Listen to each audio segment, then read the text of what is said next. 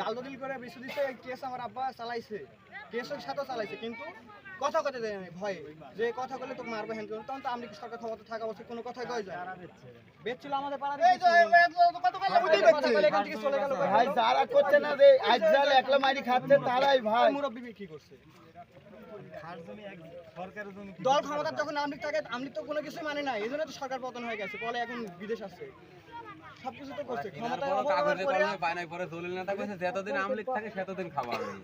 এখন ওই জমি বেচে হলো আসে হলো ওর কাছে, নাটোরের কিছু লোক ভাগে আছে, দলিল নেতা ভাগে আছে, ওরা বিক্রি করে দিচ্ছে। এখন ওরা নাটক থেকে বিক্রি করছে।